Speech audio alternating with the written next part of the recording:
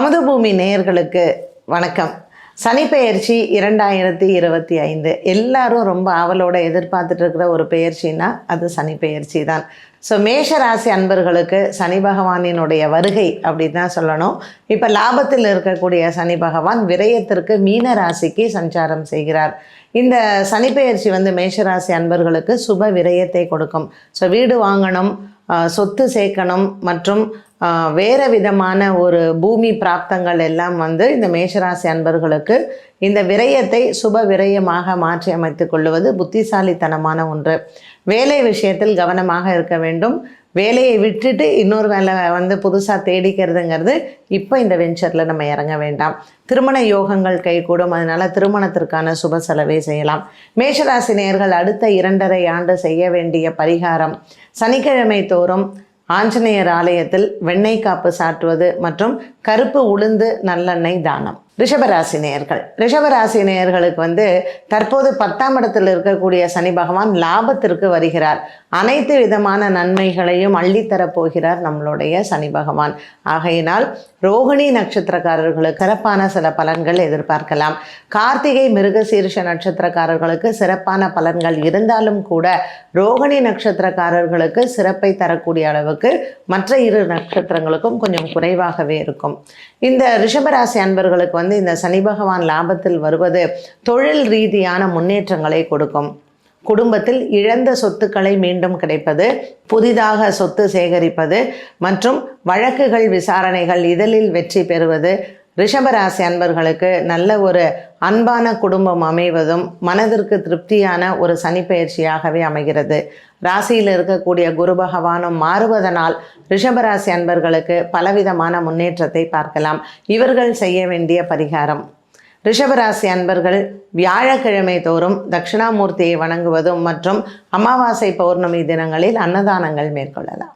மிதுன ராசி நேயர்களுக்கு 10ஆம் இடத்தில் வரக்கூடிய சனி பகவான் ராகுவுடன் சேர்ந்து மீனராசியில் சஞ்சாரம் செய்பவர்களுக்கு புகழ் தேடி வரும். திருவாதிரை மற்றும் புனர்பூச நட்சத்திரக்காரர்களுக்கு மிகச்சிறந்த நல்ல பலன்களை பார்க்கலாம். இதுவரையில் முயற்சி செய்து தோற்று போன விஷயங்களில் இந்த சனி பகவான் கேந்திரத்தில் 10ஆம் இடத்தில் வருவது மிகச்சிறந்த பலனை கொடுக்கும். மிதுன ராசி நேயர்களுக்கு இதுவரையில் ஏமாற்றங்கள் இருந்தவர்களுக்கு நல்ல ஒரு மன நிறைவை தரக்கூடியதாகவே அமையும். புதிய தொழில் முயற்சிகள், தொழில் மாற்றங்கள் மற்றும் அரசு பதவியில் இருப்பவர்களுக்கு நல்ல ஒரு பெரிய பதவி மற்றும் அவர்கள் இசைந்தாற்போல் ஒரு பதவி மாற்றங்களையும் இடம்பெறலாம். வெளியூர் பிரயாணங்கள் பள்ளி பருவத்தில் இருக்கக்கூடிய மாணவ மாணவிகளுக்கும் சிறப்பை தரும். மிதுன ராசி அன்பர்கள் செய்ய வேண்டிய பரிகாரம், நவகிரக ஸ்தலங்களான திருநள்ளாறு மாதத்திற்கு ஒரு முறையோ அல்லது 6 மாதத்திற்கு ஒரு முறையோ சென்று அவரை வணங்கிவிட்டு வரலாம். சனிக்கிழமை தோறும் ஏழுமலையானை வணங்கி துளசி மாலை சாற்ற எண்ணிய காரியங்கள் நிறைவேறும். கடகராசி அன்பர்களுக்கு இதுவரையில் அஷ்டமத்தில் இருந்து வந்த சனி பகவான் 9ஆம் இடமான பாக்கியத்திற்கு வருகிறார். கடகராசி அன்பர்களுக்கு கடந்த 5 வருடங்களாக இருந்து வந்த மிகப்பெரிய ஒரு மனப்போராட்டம் மாறுகிறது. குறிப்பாக பூசம் மற்றும் ஆயில்யம் நட்சத்திரக்காரர்களுக்கு ஒரு மிகப்பெரிய விடுதலை என்று சொல்லலாம் இந்த சனிப்பெயர்ச்சி. இந்த 2025ஆம் ஆண்டில் கடகராசி அன்பர்களுக்கு இந்த சனி பகவானின் மாற்றமானது குடும்பத்தில் ஒரு மிகப்பெரிய மாற்றத்தை கொடுக்கும். இதுவரையில் முயற்சியில் எடுத்து தோற்று போனவர்களுக்கு நல்ல ஒரு எதிர்காலத்தை தரக்கூடியதாக அமைகிறது. கடகராசி அன்பர்களுக்கு வேலை விஷயம், வியாபாரம் இதுவரையில் நஷ்டத்தை பார்த்தவர்களுக்கு இனிமேல் நல்ல ஒரு பாக்கியத்தை பார்க்கலாம். வீடு வாங்கக்கூடிய யோகமும் ஒரு சிலருக்கு அமைகிறது. கடகராசி அன்பர்கள் இந்த சனிப்பெயர்ச்சியில் வியாழக்கிழமை ஆஞ்சநேயருக்கு தீபமேற்றி வழிபாடுகள் செய்ய பாக்கியத்தில் இருக்கக்கூடிய சனி பகவான் அனைத்து நன்மைகளையும் கொடுப்பார்.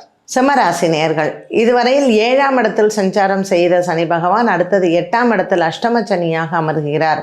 ஆகவே எந்த ஒரு விஷயத்திலையும் கவனத்துடன் செயல்படுவது நல்லது. இதில் 12 ராசியில் எந்த ராசி கவனமாக இருக்கணும்னா சிம்மராசி நேயர்கள் தான். உங்கள் ராசியில் கேத்து பகவானும் மற்றும் இந்த சனி பகவானின் மாற்றம் 8ஆம் இடத்தில் வருவது நமக்கு ஆரோக்கியம் சம்பந்தப்பட்ட விஷயத்தில் கவனமாக இருக்க வேண்டும். இதுவரையில் மருத்துவ செலவுகள் இருந்தவர்களுக்கு சின்ன சின்ன மருத்துவ செலவுகள் அவ்வப்போது போகும். பெண்களும் மற்றும் கர்ப்பிணியாக இருக்கக்கூடிய பெண்களும் உடல் ஆரோக்கியத்தில் கவனமாக இருப்பது நல்லது. சனிக்கிழமை தோறும் ஆஞ்சநேயருக்கு நல்லெண்ணெய் தீபம் ஏற்றி மற்றும் நவக்கிரகத்தை வழிபாடு செய்வது இந்த சிம்மராசி அன்பர்களுக்கு சிறந்த பரிகாரமாக அமைகிறது. கன்னிராசி நேயர்கள், இதுவரையில் 6ஆம் இடத்தில் இருந்து வந்த இந்த சனி பகவான் இப்பொழுது 7ஆம் இடத்தில் கண்டக சனியாக மாறுகிறார். ஆகவே பாக்கியத்திலிருந்து மாறக்கூடிய குரு பகவானும் 10ஆம் இடத்திற்கு மாறுவதனால் இந்த கன்னிராசி நேயர்கள் வேலை இடத்திலையும் சரி, குடும்பத்திலையும் சரி, சின்ன சின்ன மன போராட்டங்களுக்கு உள்ளாவார்கள். கணவன் மனைவியிடையே சின்ன சின்ன மனஸ்தாபங்களும் வருவதற்கும் வாய்ப்புகள் உண்டு. ஆகவே நாம் இந்த 2.5 ஆண்டு காலமும் சற்று பொறுமையுடனும் நிதானத்துடனும் யோசித்து செயல்படுவது நல்லது. வங்கியில் கடன் வாங்குவது மற்றும் வங்கியில் இருக்கக்கூடிய பிரச்சனைகளை நிதானமாக கையாள வேண்டும். வழக்குகள் விசாரணைகளிலும் நமக்கு சில குழப்பங்கள் வர வாய்ப்புகள் உண்டு.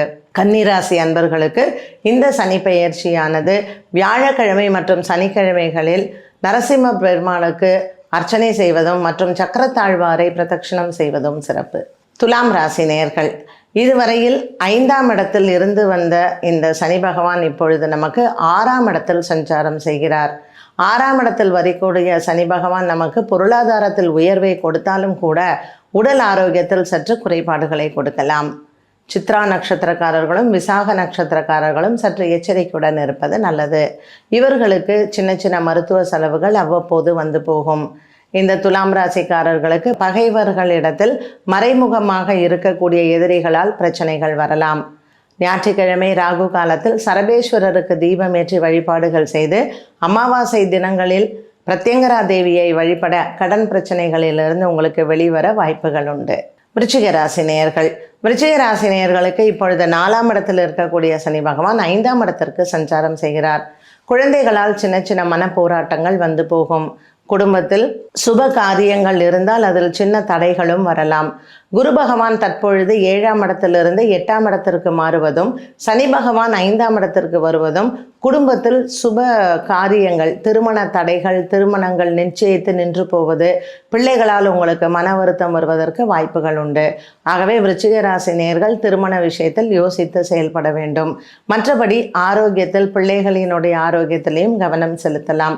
5ஆம் இடத்தில் இருக்கக்கூடிய சனி பகவானுக்கு விருச்சிக ராசிகள் செய்ய வேண்டிய பரிகாரம், வியாழக்கிழமை தோறும் ஆஞ்சநேயரை வழிபடலாம். தனுசு ராசி அன்பர்கள், தற்பொழுது இருக்கக்கூடிய சனி பகவானின் மாற்றம் 4ஆம் இடத்திற்கு செல்கிறார். 4ஆம் இடத்திற்கு செல்லக்கூடிய சனி பகவானால் பூமி பிராப்தங்கள் அமையும். வீடு, வண்டி, வாகன யோகங்கள் அமையக்கூடிய இந்த தனுசு ராசி அன்பர்களுக்கு குருவின் மாற்றம் 7ஆம் இடத்தில் வரும்பொழுது அற்புதமான பலன்களை எதிர்பார்க்கலாம். கடந்த 2.5 ஆண்டுகளாக நீங்கள் முயற்சி செய்து தோற்றுப்போன விஷயங்களுக்கு நல்ல ஒரு வெற்றியை பார்க்கலாம். தனுசு ராசி நேயர்களுக்கு ஆரோக்கியங்களும் மேம்படும். இந்த தனுசு ராசி அன்பர்களுக்கு திருமண தடைகளும் விலகும். வண்டி வாகன யோகங்கள் அமைவதோடு மட்டுமல்லாமல் குடும்பத்தில் வரவேண்டிய சொத்து பாக்கிகள், வழக்குகள் விசாரணைகளில் வெற்றிகளை பெறலாம். தனுசு ராசி அன்பர்களுக்கு வியாழக்கிழமை தோறும் ஆஞ்சநேயருக்கு செந்தூரம் சாற்றி வழிபாடு செய்வது வெற்றியை தரும். மகர ராசி அன்பர்கள், இந்த மகர ராசி அன்பர்களுக்கு 7.5 சனி விடுபடக்கூடிய ஒரு காலம். மனதிற்கு ஒரு பெரிய நிறைவு தரக்கூடியதாகவே அமைகிறது. குறிப்பாக உத்திராடம், திருவோணம் நட்சத்திரக்காரர்களுக்கு பெரிய அதிர்ஷ்டத்தை தரக்கூடியதாகவே அமையும் இந்த சனி பெயர்ச்சியினுடைய மாற்றம். குரு பகவானின் மாற்றமும் இந்த சனி பெயர்ச்சியும் கூட மகர ராசி அன்பர்களுக்கு பொருளாதாரத்தில் உயர்வை கொடுக்கும். புதிய தொழில் தொடங்குவது மற்றும் ஏற்கனவே இருக்கிற தொழிலை விஸ்தரிப்பு செய்வது, குடும்ப பிரச்சனைகளை மாற்றுவது உங்களுக்கு வெற்றியை தரக்கூடியதாகவே அமையும். மகர ராசி அன்பர்களுக்கு மனதில் இருக்கக்கூடிய குறைகளை தீர்க்க இவர்களினுடைய குலதெய்வத்தினுடைய பிரார்த்தனை வெற்றியை தரும். சனிக்கிழமை தோறும் பெருமாளை வணங்கி மற்றும் மாதத்தில் வரக்கூடிய திருவோண நட்சத்திரத்தில் ஏழுமலையானை வணங்க இவர்களுக்கு எண்ணிய காரியங்கள் நிறைவேறும். மகர ராசி அன்பர்களுக்கு வரவேண்டிய பண பாக்கிகளும் வசூல் செய்யலாம். பாக்கியத்தில் இருக்கக்கூடிய கேத்து பகவான் இவர்களுக்கு 8ஆம் இடத்திற்கு மாறுவது மகர ராசி அன்பர்களுக்கு பலவிதமான குடும்ப பிரச்சனைகளையும் தீர்க்கும். கும்பராசி அன்பர்கள், இந்த சனி பெயர்ச்சியானது கும்பராசி நேயர்களுக்கு ஜென்மச்சனியிலிருந்து விடுபடக்கூடிய ஒரு பெரிய பாக்கியம். ஆகையினால் 7.5 சனியினுடைய கடைசி 2.5 ஆண்டு காலத்தில் பார்க்கக்கூடிய இந்த கும்பராசி அன்பர்களுக்கு இதுவரையில் குடும்பத்தில் இருந்து வந்த பகை மாறும். சுப காரியங்கள் தடங்களாக இருந்ததும் இந்த காலகட்டத்தில் உங்களுக்கு நிறைவேறும். குழந்தைகளினுடைய திருமணம், மேல் படிப்பு மற்றும் குழந்தைகளினுடைய ஆரோக்கியத்திலேயும் நல்ல ஒரு முன்னேற்றத்தை பார்க்கலாம். குரு பகவானின் பார்வையும் சனி பகவானின் பார்வையும் கும்பராசி அன்பர்களுக்கு நல்ல ஒரு மாற்றம் கிடைக்கும். ராகு உங்களினுடைய ராசிக்கு வருவதனால் இந்த கும்பராசி அன்பர்களுக்கு நல்ல பலன்கள் மிகுதியாகவும் சற்று மனக்குழப்பங்கள் குறைவாகவுமே அமையும். ஆகையினால் சனிக்கிழமை தோறும் நவகிரகத்தில் ராகு பகவானுக்கு தீபமேற்றி அரச மரத்தடியில் இருக்கக்கூடிய விநாயகரை வழிபட்டால் சனிக்கிழமையில் இந்த சனி தோஷம் ராகு கேது தோஷம் விலகும். மீனராசி அன்பர்கள், சனி பகவான் உங்களினுடைய ராசிக்கு ஜென்மச்சனியாக வருகிறார். ஆகவே உடல் ஆரோக்கியத்தில் கவனத்துடன் இருப்பது நல்லது. ராசியில் இருக்கக்கூடிய ராகு பகவான் நமக்கு மாறுவதும் மற்றும் நம்மளுடைய ராசியில் சனி பகவான் வருவதும் இவர்களுக்கு சற்று யோகங்களையுமே கொடுக்கும். இதுவரையில் வண்டி வாகனங்கள் வாங்க எண்ணம் இருப்பவர்களுக்கு நல்ல ஒரு மாற்றமும் கிடைக்கும். குடும்பத்தில் இருக்கக்கூடிய சொத்து பிரச்சனைகளுக்கு நிரந்தரமான ஒரு தீர்வை பார்க்கலாம். ஏற்கனவே இழந்த பொருட்கள் மற்றும் தொலைந்து போன பொருட்களும் இந்த ஜென்மச்சனி காலத்தில் உங்களுக்கு திரும்பவும் கிடைப்பதற்கு வாய்ப்புகள் உண்டு. குறிப்பாக உத்திரட்டாதி மற்றும் ரேவதி நட்சத்திரக்காரர்களுக்கு நல்ல பலன்கள் காத்திருக்கிறது. மீனராசி அன்பர்கள் அமாவாசை தினமும் மற்றும் பௌர்ணமி தினத்திலேயும் குலதெய்வ பிரார்த்தனை செய்து அன்னதானங்கள் மேற்கொள்ள இந்த சனி பகவானாலும் ராகு கேதுவினாலும் தோஷங்கள் நிவர்த்தியாகும்.